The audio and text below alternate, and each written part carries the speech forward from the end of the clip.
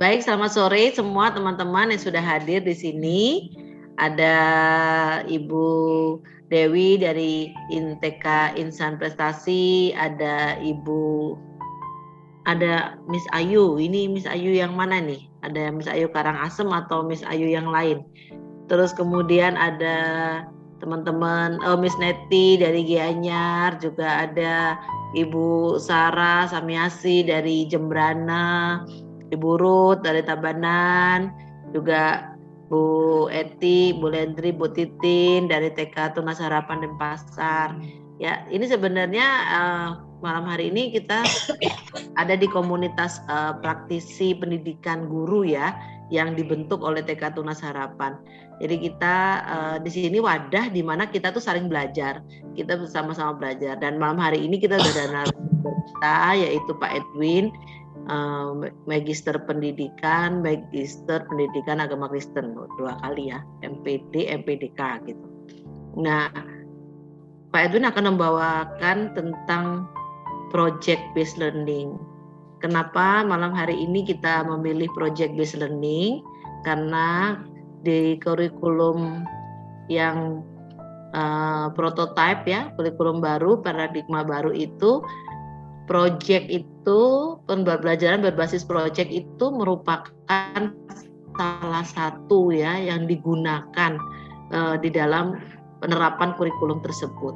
Jadi nanti walaupun teman-teman dulunya mungkin berpikir sekolah penggerak saja yang menggunakan kurikulum prototype atau kurikulum paradigma baru ya, tapi ternyata kan tidak. Sekarang sudah terjadi akselerasi, jadi percepatan, karena sekarang digulirkan ya oleh Kemendikbudristek bahwa sekolah boleh memilih mau pakai KTSP boleh, mau pakai kurikulum prototype juga boleh ya. Dan saya mendengar mungkin Ibu Dewi juga bisa mengkonfirmasi ya kalau ini, bahwa Denpasar itu dengan Bapak Kadisnya yang baru, dia mengharapkan semua sekolah PAUD itu menggunakan kurikulum prototype. Itu sudah didengungkan oleh Bapak Kadis kita yang baru, Bapak Agung Wiratama ya, bahwa kurikulum prototype ini wajib digunakan oleh seluruh PAUD yang ada di Denpasar. Saya nggak tahu, ke Denpasar itu seperti barometer ya buat buat provinsi Bali ya. Jadi kalau Denpasar sudah mendengungkan akan menggunakan kurikulum prototype, saya juga berpikir bahwa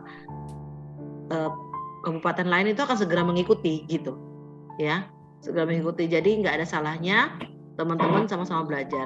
Tapi kalau umpamanya dia berpikir gini, saya nggak mau pakai kurikulum prototype atau kurikulum paradigma baru, saya tetap mau pakai KTSP, pembelajaran berbasis proyek ini bisa digunakan nggak? Jawabannya sih bisa banget gitu ya. Apapun kurikulumnya ini semua bisa digunakan. Project based learning bisa digunakan.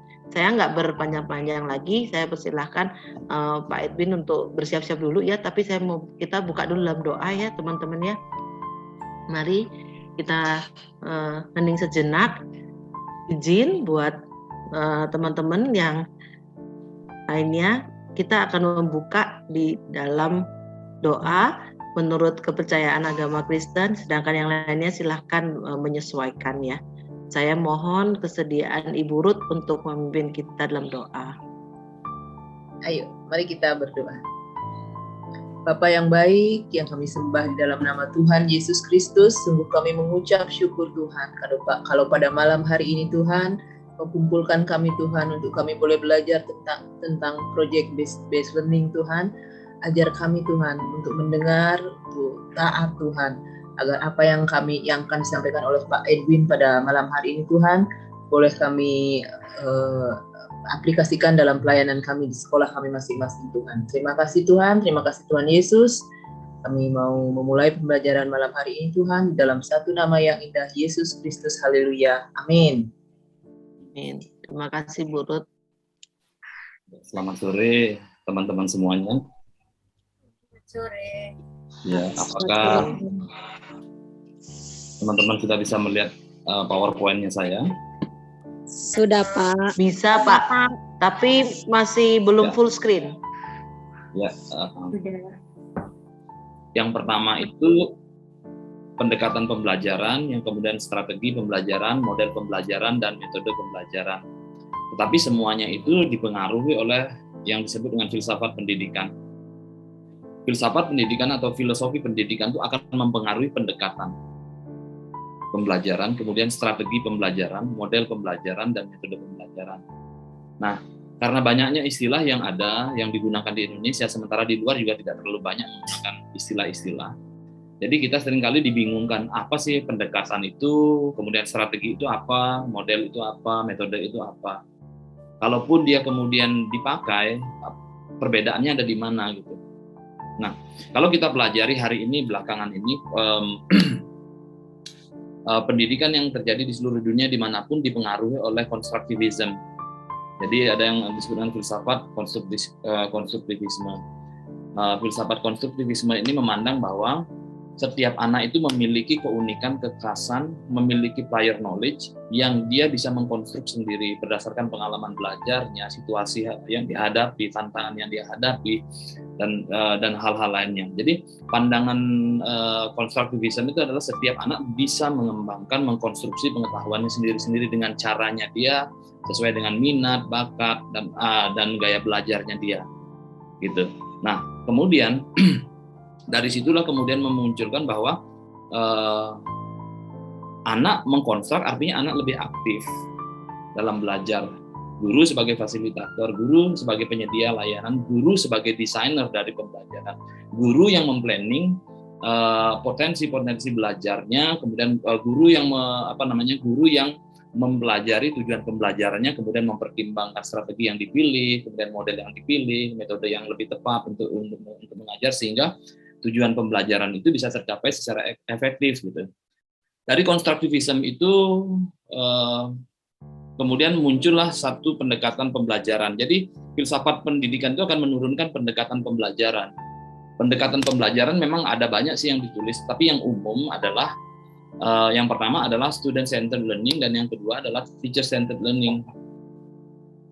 Ketika kita melihat filosofi pendidikannya, maka pendekatan pembelajaran yang berkembang hari ini seharusnya di lapangan itu, di kelas-kelas manapun, seharusnya anak yang lebih aktif dalam belajar, guru sebagai fasilitator. Tetapi realitas di lapangan tidak bisa dipungkiri bahwa kurikulum berganti, menteri berganti, pengambil kebijakan berganti, gurunya masih aku tetap seperti yang dulu gitu. Jadi lebih banyak mendominasi pembelajaran di kelas. Nah, kalau kita pelajari dulu, saya sama Bu Foni sempat belajar di asosiasi Association of Christian School International. Di situ salah satu dijelaskan oleh dosen bahwa anak itu memiliki fokus yang sangat pendek. Sehingga ketika guru menjelaskan, diminta untuk memberikan batasan 10 menit saja, paling lama, karena konsentrasi anak sangat pendek. Gitu. Dengan kata lain, bahwa sebenarnya kalau kita memang sebagai guru yang memerankan diri sebagai fasilitator, maka seharusnya dominasi di dalam kelas itu mulai dikurangi. Justru riwuh pakewuhnya guru itu ada banyak di persiapan. Kenapa? Di persiapan itu guru harus mempelajari dulu karakteristik dari tujuan pembelajarannya yang didapat dari mana? Dari kompetensi yang diharapkan untuk dicapai pada anak-anak. Kemudian di situ guru juga harus mempersiapkannya plan A, plan B, plan C. Kalau seandainya plan A ini tidak jalan, plan B-nya yang kita mainkan. Jadi ribetnya sebenarnya ada di situ, bukan justru ketika kita ada di dalam kelas. Karena justru ketika kita ada di dalam kelas dengan pembelajaran, dengan pendekatan pembelajaran student centered, maka seharusnya guru lebih banyak memerankan diri. Dan jangan sekali-kali menjadi guru yang seperti Tuhan Yesus yang serba tahu, serba ini gitu. Jadi, sekalipun kita tahu jawabannya, kita mencoba menahan diri dengan memberikan anak untuk berpikir, anak untuk mengambil keputusan, anak belajar, dan kemudian peran kita adalah memfasilitasi mereka ketika mereka salah. Dengan cara bagaimana? Dengan cara kalau Sadker berkata bahwa question well is to start teaching well. Jadi pertanyaan yang baik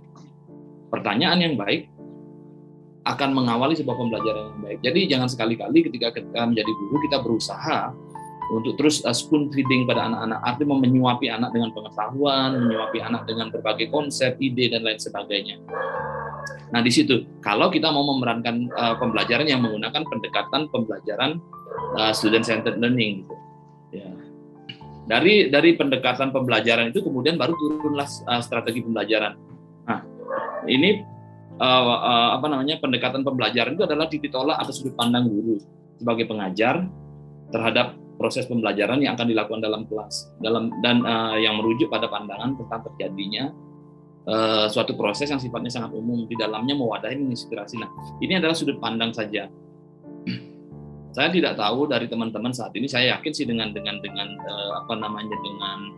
pelatihan yang teman-teman dapatkan dari sebagai sekolah penggerak pasti sudah lebih diarahkan untuk menggunakan pendekatan student centered learning. Jadi guru memfasilitasi. Jadi disitulah sebenarnya asiknya sebagai guru, kita mencoba memprediksi potensi-potensi yang akan terjadi di dalam kelas kita. Kalau seandainya saya memberikan ruang seperti ini pada siswa, maka apa yang terjadi? Di situ kita berperan untuk memikirkan potensi-potensi. Kalau seandainya kita misalkan pada anak TK misalkan, oh saya dalam hal ini ingin mencoba, nanti kita akan masuk ke diskusi. Kira-kira potensi chaos-nya ada di mana? Sebagai seorang guru kita sudah di situ memikirkan bahwa ketika saya membentuk kelompok, karena saya mau menerapkan pembelajaran student center berbasis student center, maka di situ saya sudah memprediksi bahwa potensi chaos-nya ada di sini, potensi-potensi yang akan mendistrak anak itu seperti ini. Nah, disitulah kemudian perlunya guru untuk memikirkan tindakan preventif yang harus disiapkan oleh guru supaya chaos itu bisa diminimalisir gitu. Sampai di sini teman-teman jelas ya yang saya jelaskan atau terlalu cepat mungkin?